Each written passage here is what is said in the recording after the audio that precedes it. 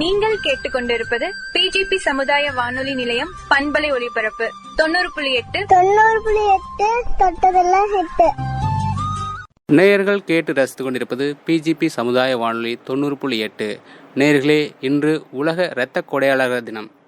இரத்த தானம் செய்வதால் ஏற்படும் நன்மைகள் என்னென்ன, அதை பற்றி நம்மகிட்ட கவிதை வெளியில் விழிப்புணர்வு ஏற்படுத்த வந்திருக்காரு பிஜிபி செவிலியர் கல்லூரியின் மாணவர் நவீன்ராஜ் அவர்கள்.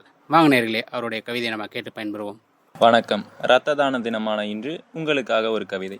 இதயத்தின் சுத்திகரிப்பில் இடைவிடாது இயங்குகின்ற திரவ அங்கமே, உன் விலை மதிப்பில் தோற்று போகும் சொக்க தங்கமே, உடல் உழைப்பில் பொருளீட்டி கொடுக்கும் கொடை கூட பெரிதில்லை, நல்ல உணவருந்தி உடல் பேணி குருதி கொடை கொடுக்கையிலே, இரத்த தான சேவை மையம் இருக்குது பார் நகரமெங்கும், நல்ல பழக்க வழக்கத்தோடு ஆரோக்கிய உடலோடு, தயக்கமின்றி விருப்பத்தோடு உதிரம் தந்து உயிர் கொடு. உணவு தானம் கொடுத்தால் உயிர் வாழும், உடைமை தானம் கொடுத்தால் மானம் வாழும், ஆனால் இரத்த தானம் கொடுத்தால் அவன் வம்சமே வாழும். செந்நெல் வளர்த்து உயிரை விசாலப்படுத்தியவன் விவசாயி, செந்நீர் வார்த்து உயிரை வளர்ப்பவன் வான்மகன். தோழனே, நீ கொடுக்கும் குருதி துளி உன்னையும் காத்து அவனையும் காப்பாற்றுமே. உன்னில் இருப்பது 5.5 லிட்டர் இரத்தத்தின் அளவு, அதில் நீ கொடுக்கும் கொடையளவு 450 மில்லி தானே. நீ ஒன்றும் யோசிக்காதே, யாசித்த இரத்தம் 48 மணி நேரத்தில் உன்னில் வந்து சேரும். பழையன கழிதலும் புதியன புகுதலும் ஒரு வாய்மொழி உண்டு. மெய்மொழியாய் நீ கொடுத்த இரத்தம் உன்னை புதிதாய் சீராக்குமே. நீ செய்த தானம் முன் இதயத்தையே பலப்படுத்தும். பொட்டளவு பட்ட புண்தான் புலம்பாதே, புற்றுநோய் புலப்படுவதையே இல்லாமல் ஆக்கிவிடும். இரத்தத்தை பாலாக கொடுப்பவள் தாய், அவள் பெற்ற பிள்ளை. நீயும் ஒரு தாய்தானே, பெறாத பிள்ளைக்கு உன் இரத்தத்தையே ஊட்டுகிறாய். செய்திடுவோம், இரத்த தானம் செய்திடுவோம். நன்றி. உலக இரத்த கொடையாளர்கள் விழிப்புணர்வு தினத்தை முன்னிட்டு நேயர்கள் நிகழ்ச்சியில் இதுவரை கேட்டது பிஜிபி செவிலியர் கல்லூரியின் 3ஆம் ஆண்டு மாணவர் நவீன்ராஜ் அவர்கள் வழங்கிய விழிப்புணர்வு கவிதையை கேட்டு பயன்பெற்றோம். நேயர்கள் சார்பாக நவீன்ராஜ் அவர்களுக்கு மிக்க நன்றியை தெரிவித்துக் கொள்வோம். நீங்கள் கேட்டுக்கொண்டிருப்பது பிஜிபி சமுதாய வானொலி நிலையம் பண்பலை ஒலிபரப்பு 90.8 தொட்டதெல்லாம் ஹிட். நேயர்கள் கேட்டு ரசித்துக் கொண்டிருப்பது பிஜிபி சமுதாய வானொலி 90.8. நேயர்களே, இன்று இரத்த கொடையாளர்கள் விழிப்புணர்வு தினம்.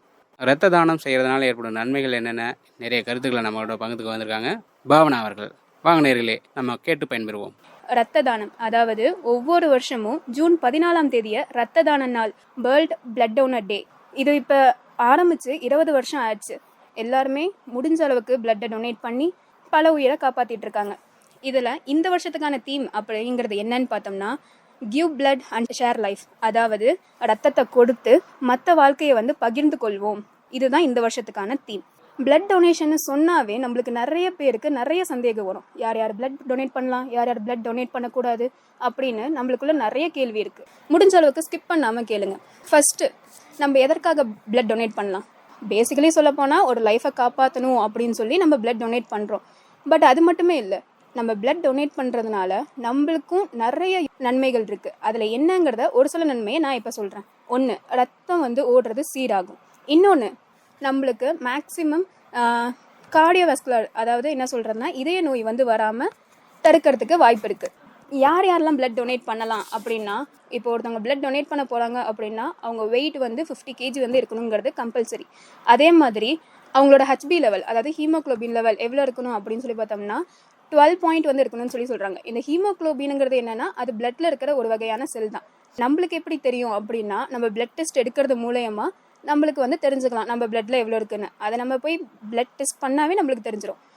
12 இருந்தது அப்படின்னா நீங்கள் தாராளமாக பிளட் டொனேட் பண்ணலாம். அதே மாதிரி யாரெல்லாம் பண்ணக்கூடாது, பெண்கள் மென்ஸ்ட்ரேஷன் டைம் அப்போ பண்ணக்கூடாதுன்னு சொல்கிறாங்க. பிகாஸ் அவங்களுக்கு ஆல்ரெடி பேசிக்காகவே பிளட் போயிட்டு தான் இருக்கும். அந்த சமயத்தில் பிளட்டை டொனேட் பண்ணக்கூடாதுன்னு சொல்கிறாங்க. அதே மாதிரி ப்ரெக்னன்சி டைம்லேயும் டொனேட் பண்ணக்கூடாது. நம்மக்கிட்ட இருக்கிறது 2 உயிர். அந்த டைமில் பிளட் டொனேஷன் பண்ணோம்னா மேபி வீக் ஆகிறதுக்கு வாய்ப்பு இருக்குது. ஸோ அதனால் ப்ரெக்னன்சி டைமில் பிளட் டொனேட் பண்ணக்கூடாது. அதே மாதிரி ஆண்கள் எப்போல்லாம் பிளட் டொனேட் பண்ணலாம் அப்படின்னா, 6 months ஒன்ஸ் ஆண்கள் தாராளமாக பிளட் டொனேட் பண்ணலாம். அதே மாதிரி ஆல்கஹால் எடுத்திருந்தா பிளட் டொனேட் பண்ணக்கூடாது. ஸோ இதிலிருந்து யார் யார் பிளட் டொனேட் பண்ணலாம் பண்ணக்கூடாதுன்னு உங்களுக்கு தெரிஞ்சிருக்குன்னு நம்புகிறேன். தேங்க்ஸ் ஃபார் வாட்சிங். நேயர்களே, இதுவரை நிகழ்ச்சியில் இரத்த கொடையாளர்களுக்கு இரத்த தானம் செய்வதனால் ஏற்படும் நன்மைகள் என்னென்ன, யாரெல்லாம் இரத்த தானம் செய்யலாம் அப்படிங்கிறத பற்றி விளக்கமாக நம்முடன் பகிர்ந்து கொண்டார் பிஜிபி செவிலியர் கல்லூரியின் மாணவி பாவனா அவர்கள். அவருக்கு நம்முடைய நேயர்கள் சார்பாக நன்றி தெரிவித்துக் கொள்வோம்.